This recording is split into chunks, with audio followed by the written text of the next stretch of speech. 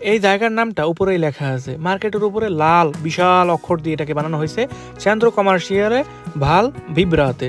অর্থাৎ এটা হচ্ছে একটা কমার্শিয়াল এলাকা, যে জায়গায় কুকুরের ছবি আঁকা এবং নিচে কয়েকটা ট্রলি আছে। এই ট্রলির মধ্যে করেই মানুষ কুকুরগুলোকে ভিতরের দিকে নিয়ে যায় এবং ঘন্টার পর ঘন্টা তারা মার্কেটের মধ্যে সময় কাটায়। এই নিয়মগুলো ছিল খুবই আকর্ষণীয়।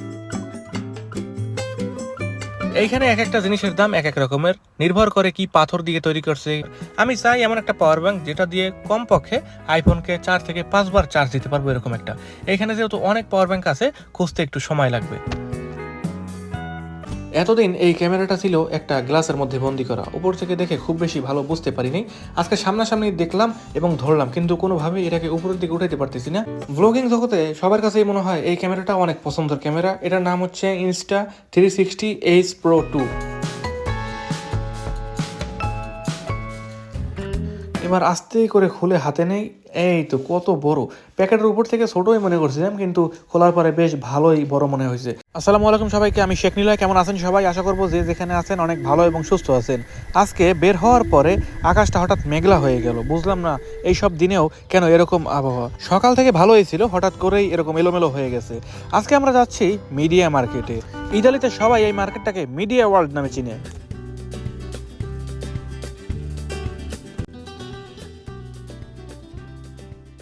আজকে আমাদের এই ছোট্ট ভ্রমণে আছে ছোট ভাই সামনে, পিছনে আছে বাবা এবং আম্মু। আমি সাধারণত ভ্রমণ ভিডিও করতে বেশি পছন্দ করি। যখনই কাজ শেষ করি, কাজ শেষ করার পরে কোনো একটা জায়গায় গেলে মনে হয় যেন এই জায়গাটা অন্য মানুষ যদি দেখে, তার কমেন্ট, তার মতামত, তার কাছে ভালো লাগলো না খারাপ লাগলো, এই জিনিসগুলো আমার জানতে খুব বেশি ইচ্ছা করে। এই কারণে যদি অনেক বড় কোনো জায়গায় যাই বা স্পেশাল যদি কিছু পাই, তাহলে সেই জিনিসটা দেখানোর চেষ্টা করি। আর আপনারাও সেই ভিডিওগুলো অনেক বেশি পছন্দ করছেন, অনেক বেশি লাইক করছেন, যার কারণেই আমার এই কাজগুলো এখন পর্যন্ত চলছে। আমরা অনেক রকমের কথা বলতে বলতে একেবারে মিডিয়া ওয়ার্ল্ডের সামনেই চলে আসছি, আর কিছু সময় লাগবে আমাদের ওইখানে যাইতে। আর এই রাস্তাটা খুবই খারাপ, রাস্তা এত পরিমাণে ভাঙা, ভাগ্য ভালো যে গাড়ির মধ্যে স্প্রিং আছে, আর নয়তো মাজা একজনেরটাও মনে হয় থাকতো না। এই রাস্তাটা অনেকদিন ধরেই দেখি এরকম ভাঙা। আমি বুঝলাম না এইসব দেশের রাস্তাগুলো কেন এত খারাপ। দেখেন মানে গাড়িটা কিভাবে নড়ছে, উপরে ওঠে নিচে নামে, উপরে ওঠে নিচে নামে। আমাদেরকে প্রথম ডানে যেতে হবে, ডানে যাওয়ার পরে গোল একটা, এটাকে ইতালিয়ান ভাষায় বলা হয় রোতাদরি, আর বাংলাদেশে গোল চক্করই বলা যায়। এইটাকে আমার পুরোপুরি ঘুরতে হবে মার্কেটের সামনে যাওয়ার জন্য। এইখানে রাস্তাগুলো এমনভাবে বানাইছে দেখেন, এখন আবার আমার ডানে যেতে হবে। মনে হয় যেন এক রাস্তার মধ্যে দিয়ে বারবার ঘুরতেছি, আমি যে কোন দিকে যাই নিজেও জানি না। তারপরেও একেবারে ঘুরে ফিরে মার্কেটের সামনে আসতে পারছি। দেখেন দূরেই লেখা আছে মিডিয়া ওয়ার্ল্ড, একেবারে লাল অক্ষর, বিশাল অক্ষর, যদিও ফোনের ক্যামেরায় খুবই ছোট দেখাচ্ছে। আমরা এখন যে জায়গাটায় আছি, এই জায়গাটার নাম হয়েছে ভিয়া ভাল ভিব্রাতে। জায়গাটার নামটা আমার কাছে খুবই খটকা মনে হয়েছে। এর সাথে বরং মিডিয়া ওয়ার্ল্ডই বলবো। সবাই জায়গার চাইতে মার্কেটের নামটাই বেশি চিনে। এই মার্কেটের সামনে এমন পার্কিং বানাইছে, মনে হয় একসাথে কয়েক লক্ষ গাড়ি রাখতে পারবে। আমরা এখন আছি মার্কেটের একেবারে উপরের সাইডে, আর নিচতলায় আর একটা পার্কিং আছে, ওই পার্কিংটাও বিশাল। ওইটার মধ্যে ঢুকলে পুরোটা হচ্ছে অন্ধকার, আর মনে হয় যেন মানে কখনোই গাড়ি খুঁজে পাবো না। এই কারণে নিচে যাইনি, নিচটা যেন কেমন লাগে, এই কারণে আজকে উপরেই রাখছি। দেখেন মার্কেটের সামনে কত বড় জায়গা, মনে হয় যেন গাড়ির বিশাল একটা শোরুমে আমরা চলে আসছি। এই জায়গার নামটা উপরেই লেখা আছে, মার্কেটের উপরে লাল বিশাল অক্ষর দিয়ে এটাকে বানানো হয়েছে চন্দ্র কমার্শিয়ালে ভাল ভিব্রাতে। অর্থাৎ এটা হচ্ছে একটা কমার্শিয়াল এলাকা বা বাণিজ্যিক একটা এলাকা, আর জায়গার নাম ভাল ভিব্রাতে। একটু আগে যেটা বলছিলাম, এই মার্কেটের শুরু এবং শেষ সব একসাথে ক্যামেরা দেখানো সম্ভব না। আমরা যেই দিকটা দিয়ে যাব সেই দিকটাই দেখানোর চেষ্টা করব।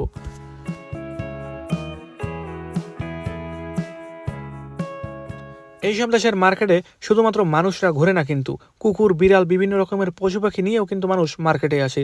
দেখেন হাতের ডান সাইডে বিশাল একটা জায়গা আছে, যেই জায়গায় কুকুরের ছবি আঁকা এবং নিচে কয়েকটা ট্রলি আছে। এই ট্রলির মধ্যে করেই মানুষ কুকুরগুলোকে ভিতরের দিকে নিয়ে যায় এবং ঘন্টার পর ঘন্টা তারা মার্কেটের মধ্যে সময় কাটায়। এই নিয়মগুলো ছিল খুবই আকর্ষণীয়, একেবারে মানুষকে ভাবনায় ফেলায় যে আসলেই সত্য কিনা যে কুকুর এই মার্কেটগুলোতে আসে।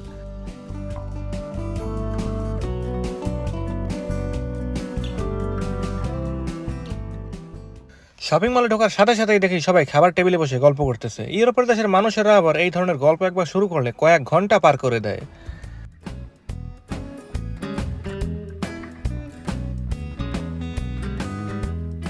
ওয়াশরুমের সামনে বিশাল এক মেশিন লাগানো, এটার মধ্যে কেউ ওজন মাপে আবার কেউ হাইট মাপে। এই মেশিনটা এক এক সময় এক এক রকমের কথা বলে। আমি এখানে দাঁড়ানোর পর আমার হাইট লেখা উঠলো 180।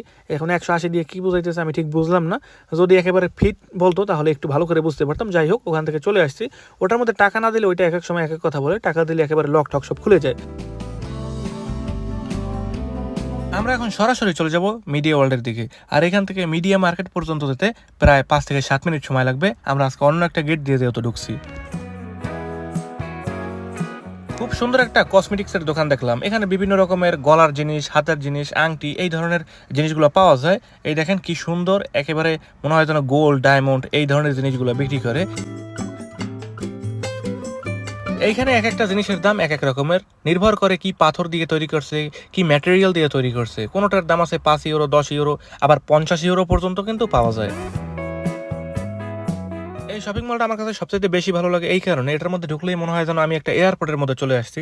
যত মানুষ হয়, মানুষের কারণে ডিস্টার্ব মনে হয় না। আর অন্যান্য মার্কেটগুলোতে গেলে মানুষের কারণে হাঁটতে পারি না, কিছুক্ষণের মধ্যে বের হওয়া লাগে, কিন্তু এই জিনিসটা এইখানে হয় না।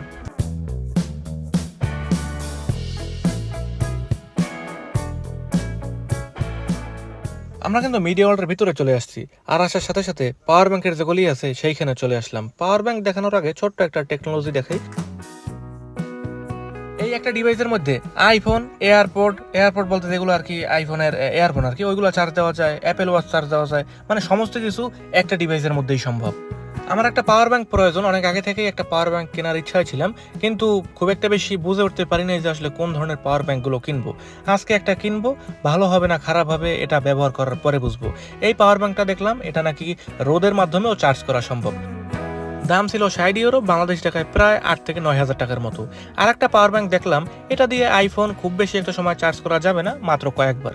আমি চাই এমন একটা পাওয়ার ব্যাংক যেটা দিয়ে কমপক্ষে আইফোনকে 4 থেকে 5 বার চার্জ দিতে পারবো, এরকম একটা। এখানে যেহেতু অনেক পাওয়ার ব্যাংক আছে, খুঁজতে একটু সময় লাগবে। আর একটা পাওয়ার ব্যাংক দেখলাম, এটা হয়েছে 20,000 mAh এর। এইটার কথা জিজ্ঞেস করলাম যারা এখানে কাজ করে তাদের কাছে, যে এটা কেমন হবে। তারা বলছে এটা দিয়ে আইফোনকে, মানে আইফোন 14কে কমপক্ষে 4 বার বা 5 বার চার্জ দিতে পারবেন। আর যদি 14 এর উপরের মডেল হয়, আইফোন 16, আইফোন 15, 17, এগুলোকে 3 থেকে 4 বার চার্জ দেওয়া যাবে। আমার পাওয়ার ব্যাংক প্রয়োজন এই কারণে, আইফোন দিয়ে যখন ভিডিও করি চার্জ কোনোভাবেই ধরে রাখতে পারি না। মাত্র 10 থেকে 15 মিনিট ভিডিও করলেই মনে হয় যেন চার্জ একেবারে শেষ হয়ে যায়। মাঝে মাঝে এমনও কাহিনী হয়, কোনো একটা জায়গায় গেলাম, ভিডিও শুরু করলাম, ভিডিও করতে করতে করতে একেবারে শেষ পর্যায়ে এসে ফোনটা বন্ধ হয়ে গেল, এবং ভিডিওর শেষ পর্যায়ে আমি আর দেখাইতে পারি না যে কি হয়েছে। তখন কিন্তু ওই পুরো ভিডিওটাই শেষ হয়ে যায়। এই কারণে একটা পাওয়ার ব্যাংক প্রয়োজন, যে রাস্তাঘাটে বসে যখনই চার্জ শেষ হয়ে যাবে খুব তাড়াতাড়ি যেন চার্জ দিতে পারি। অবশেষে আমি এই পাওয়ার ব্যাংকটাই পছন্দ করছি। এটাকে যদি একটু খুলে দেখাই, যদিও এটার ভিতরে কি আছে তা আসলে মার্কেটের ভিতরে বসে খুলে দেখানো সম্ভব না, উপরের দিক দিয়ে একটু দেখাই। দামটা যদি একটু দেখাই এই মেশিনটার মাধ্যমে, তাহলে ভালো করে বোঝাতে পারবো। এটা আবার নতুন করে বানাইছে এই মেশিনটাকে, যাতে মানুষ দাম দেখতে পারে। এটার দাম হচ্ছে 40 ইউরো, বাংলাদেশ টাকায় প্রায় 7,000 টাকার মতো আসবে। এই মার্কেটের মধ্যে সবচেয়ে সুন্দর একটা দিক হয়েছে, আগেও মাঝে মাঝে ভিডিওতে বলছিলাম, যে টেবিলের উপরে একেবারে এই ল্যাপটপ, কম্পিউটার, ফোন সমস্ত কিছু সাজিয়ে রাখে। মন মতো দেখবেন, ব্যবহার করবেন, পছন্দ হলে তারপরে নেবেন। এই ম্যাকবুক নেওয়ার জন্য না, এমনিতেই তারা এভাবে সাজিয়ে রাখছে, এগুলোর মধ্যে কি আছে না আছে একটু ধরে ধরে দেখলাম। আর এই ম্যাকবুকের অনেকগুলো কালার আছে। আমার হাতে যেটা আছে এটা হচ্ছে সিলভার কালার, আর বাম পাশে যেটা আছে ওটা হচ্ছে কাঠ কালারই বলা যায়। কি কালার আমি ঠিক কালারের নাম জানি না, কারণ টেবিলের কালারও যেরকম ওই ম্যাকবুকের কালারটাও সেরকম। আর সিলভার কালার যেটা, এটার দাম ছিল প্রায় 1500 ইউরো, বাংলাদেশ টাকায় 2 লক্ষ টাকার উপরে দাম আসবে। আর এই কালারটাকে দেখেন, এই কালারটার নাম যে কি কালার দিব তাই আসলে বুঝে উঠতে পারলাম না। সবুজ বললেও ভুল হবে, কারণ এটা গাঢ় সবুজ না, হালকা সবুজই বলা যায়। এতদিন এই ক্যামেরাটা ছিল একটা গ্লাসের মধ্যে বন্দি করা, উপর থেকে দেখে খুব বেশি ভালো বুঝতে পারিনি। আজকে সামনাসামনি দেখলাম এবং ধরলাম, কিন্তু কোনোভাবেই এটাকে উপরের দিকে উঠাইতে পারতেছি না, এটা একেবারে ফিক্সড করা। আর এই ক্যামেরাটি এত পরিমাণে ছোট, আর এটার দাম এতটাই বেশি, মানে কোনোটার সাথেই কোনোটার মিল যায় না। একটু পরে আমি দেখাইতেছি এটার দাম আসলে কত। এটার ডিসপ্লেটা ছিল খুবই ছোট্ট ডিসপ্লে, যা মনে হয় আমরা হাতে যে ধরনের ঘড়িগুলো ব্যবহার করি তার চাইতেও ছোট। আর যারা আসলে ক্যামেরা পছন্দ করে তাদের একটা পছন্দের ক্যামেরাই হতে পারে এই ক্যামেরাটা। এটা নিয়ে যত দৌড়দৌড়ির ভিডিও করেন বা কোনো একটা ট্রাভেল ভিডিও করতে গেলেন খুব সহজেই কিন্তু ভিডিও করতে পারবেন, খুব বেশি একটা নড়াচড়া হবে না, খুব সুন্দরভাবে স্মুথভাবে ভিডিওটা হবে। এই ডিজে পকেট ক্যামেরাটির দাম ছিল 555 ইউরো, বাংলাদেশি টাকায় প্রায় 80,000 টাকার মতো দাম আসবে ওই ছোট্ট ক্যামেরাটি। ভাবা যায় অতটুকু একটা ক্যামেরা হাতের মধ্যে নিলে বোঝাই যায় না যে হাতে কিছু নিছি, দাম 80,000 টাকা। অনেকগুলো ক্যামেরা দেখছি, এবার আমরা আইফোনের কয়েকটা মডেল দেখি। এগুলো সব হচ্ছে আইফোন 17 সিরিজের ফোনগুলোর। এমনভাবে পিছন দিয়ে মানে ধরে রাখছে মনে হয় যেন কোনো একটা আসামি। কোনোভাবেই এই ফোনটাকে আমি ধরে রাখতে পারতেছি না। পিছনে একটা তার লাগানো আছে, এই তারটা বারবার শুধু পিছনের দিকে টানতেছে। আর দেখেন লোহা কতগুলো লাগাইছে, কোনো মানুষ চাইলেও এই ফোনগুলোকে এই লোহা থেকে বের করতে পারবে না। এটা হচ্ছে আইফোন 17 এয়ার। পিছনের দিকটা খুব বেশি একটা ভালো লাগলো না, মনে হয় যেন আগের দিনের যে আইফোনগুলো আছে সেরকম দেখায়।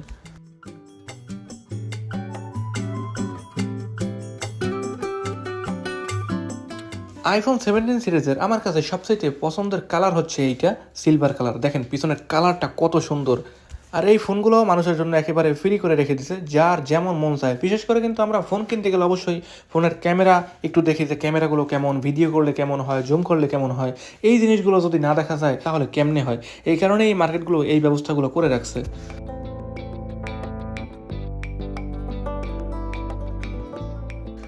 টেকনোলজি কতটা আধুনিক হয়ে গেছে। ফেসবুক একটা চশমা তৈরি করছে, এই চশমার মধ্যে আবার ক্যামেরাও লাগিয়ে দিছে।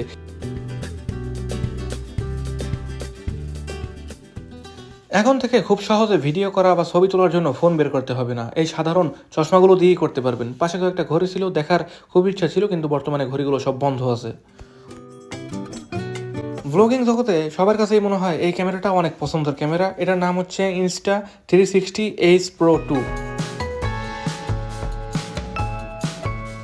ক্যামেরাটি দেখতে যত সুন্দর, এর চাইতেও বেশি সুন্দর এর মধ্যে যে ধরনের ফিচারগুলো ব্যবহার করছে। এটার মধ্যে এআই ফিচার ব্যবহার করা হয়েছে। আর ক্যামেরাটির দাম ধরা হয়েছে 770 ইউরো। শুধুমাত্র ক্যামেরার দাম না, পুরো একটা কম্বো প্যাক। এটার সাথে আছে ক্যামেরা, সাথে battery charger, battery, SD card, microphone আর অনেক কিছু।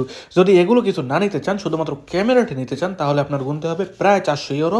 তাতেও বাংলাদেশি টাকায় প্রায় 60 থেকে 65,000 টাকার মতো দাম আসবে। আর এই ক্যামেরাটির সবচেয়ে সুন্দর একটা দিক হয়েছে পিছনের যে বড় স্ক্রিনটা আছে, এই স্ক্রিনটাকে ঘুরিয়ে একেবারে সামনে নিয়ে আসতে পারবেন। আর এই অ্যাকশন ক্যামেরা দিয়ে নাকি রাতের বেলা ভিডিও করলে কোনো রকমের সমস্যা দেখা যাবে না। রাতে সাধারণত নর্মাল ক্যামেরাগুলো দিয়ে ভিডিও করলে ভিডিও খুব বেশি একটা ক্লিয়ার হয় না, বা রাতে একটু ঘোলা ঘোলা দেখা যায়।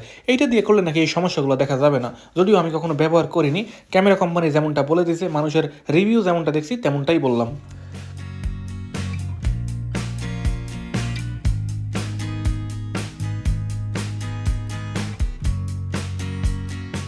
বেশ সময় কাটাইছি এই মার্কেটের মধ্যে। এবার আমরা পাওয়ার ব্যাংক নিয়ে তাড়াতাড়ি বাইরে চলে যাব, আনবক্সিং করব, দেখব ভিতরে কি আছে। আমরা কাউন্টারে যে অপেক্ষা করব বিল পরিশোধ করার জন্য। কাউন্টারের মধ্যে আসার পর দেখি শত মানুষের ভিড়। আজকে যেহেতু একটা বন্ধের দিন ছিল, এই বন্ধের দিনগুলোতে সাধারণত এই মার্কেটে মানুষ একটু বেশি থাকে। আর শুধু বন্ধের দিন না, এই মার্কেটে সন্ধ্যার পরে বা বিকেলের দিক দিয়ে মানুষ সবসময় একটু বেশিই থাকে। আমাদের বিল পরিশোধ করা শেষ, এবার আমরা বাইরে যাব। এই পাওয়ার ব্যাংককে আমরা আনবক্সিং করব এবং দেখব এর ভিতরে কি আছে। আমি গত 4 থেকে 5 বছরের মধ্যে পাওয়ার ব্যাংক ব্যবহার করিনি। 5 বছর আগে মনে হয় একটা পাওয়ার ব্যাংক কিনছিলাম খুব অল্প দামের মধ্যে, 5 থেকে 10 ইউরো, কিন্তু ওইগুলো খুব বেশি দিন একটা টিকে নয়, কয়েক মাসের মধ্যেই নষ্ট হয়ে গেছে। আর এবার একটা কিনছি একটু দাম দিয়েই, চাইলে এই মার্কেট থেকে 10, 12, 15, 20 ইউরোর মধ্যে ওইগুলো কিনলে কিনতে পারতাম, যেগুলো দিয়ে মাত্র কয়েকবার চার্জ করা যায়। এইটাকে কিনছি একটু বাজেটের মধ্যে, যাতে কয়েকবার চার্জ করতে পারি। তারপরে আবার বিমান ভ্রমণ করার সময় কিন্তু এই সমস্যাটা হয়, চার্জ থাকে না ফোনের মধ্যে। এয়ারপোর্টে নেমেই কিন্তু সর্বপ্রথম খুঁজতে হয় কোথায় চার্জ দেওয়া যায়। এই সমস্যাটা আমার একটু ভালো লাগে না। এয়ারপোর্টে চার্জ দিয়ে পাশে বসে থাকা লাগে। পাওয়ার ব্যাংক থাকলে সাথে করে যে কোনো জায়গায় গেলেই চার্জ দেওয়া যায়। গাড়ির পিছনে ডেগের মধ্যে একটা কোকাকোলা ছিল। ছোটো ভাই এসেই এই কোকটাকে ধরে খাওয়া শুরু করলো। যদিও খুলতে পারতেছেন এখন পর্যন্ত, আমি যদি একটু খুলে দিই তাহলে ভালো হবে। এগুলো খোলার সময় যদি মানে আগে থেকেই নাড়াচাড়া করা হয়, খুললেই একেবারে উপর দিয়ে সব পড়ে যায়। আমি তারপর বলছি আমি খুলে দিই।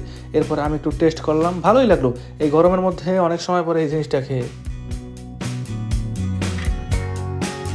এইটাকে ডেগের উপরে বসে খুলতেছি, যদি কোনো কারণে হাত থেকে ছুটে যায় তাহলে যাতে ওইটার ভিতরেই পড়ে।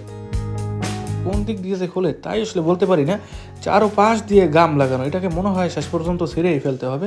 তার চেয়ে সহজে ছিঁড়ে ফেলি। এই তো ছিঁড়ে ফেলছি, এবার আস্তে করে বের হয়ে যাবে। আমি অনেকক্ষণ চেষ্টা করছিলাম সহজে বের করার জন্য, কারণ এই ধরনের ইলেকট্রিক ডিভাইসগুলো আমার আবার আনবক্সিং করতে বেশি ভালো লাগে। ছেঁড়াটা খুব বেশি একটা পছন্দ না, কিন্তু এইটাকে কোনোভাবেই খুলতে পারিনি। এই তো কি সুন্দর, কত বড় একটা পাওয়ার ব্যাংক। এবার আস্তে করে খুলে হাতে নেই। প্যাকেটের উপর থেকে ছোটোই মনে করছিলাম, কিন্তু খোলার পরে বেশ ভালোই বড় মনে হয়েছে। আর এটাকে লেখা ঠিকই পকেট, কিন্তু পকেটে নিলে আসলে খুব বেশি একটা চলাফেরা করে শান্তি পাওয়া যাবে না। এটার মধ্যে একটা কেবল দিয়ে দিয়েছে, টাইপ সি কেবল। চাইলে স্যামসাং বা আইফোন মানে যেই জায়গায় আর কি টাইপ সি পোর্ট আছে ওই সব জায়গায় চার্জ করা যাবে। আর এটাকে কোনোভাবেই অন করতে পারতেছি না। তারা আমাকে বলে দিছিল যে এটা অন নাও হতে পারে, 4 থেকে 5 ঘন্টা চার্জ দিতে হবে, তাহলে এটা হয়ে যাবে। আপনাদের সাথে দেখা হবে বাসা যাওয়ার পরে এটাকে চার্জ দিব এবং দেখব চার্জ দেওয়ার পর এর ফলাফলটা আমরা কি দেখতে পারি। মার্কেটের সামনে থেকে সবাইকে বিদায়, দেখা হবে পরে। প্রথমবারের মতো চার্জ দিচ্ছি, দেখি কি হয়। এই তো এটার মধ্যে 75% চার্জ আছে। আমি আসলে অনেক সময় চাপ দিয়ে ধরে রাখছিলাম ওই বাটনটাকে, যার কারণেই অন হয় না। কয়েক সেকেন্ড চাপ দিলে হয়ে যেত। আজকের এই ছোট্ট ভিডিওটা এই পর্যন্তই শেষ। দেখা হবে পরবর্তী কোনো নতুন ভিডিওতে। আর এই ভিডিওতে কোনো রকমের ভুল হয়ে থাকলে অবশ্যই ক্ষমা করে দিবেন। বাই বাই সবাইকে, আজকের মতো এখানেই।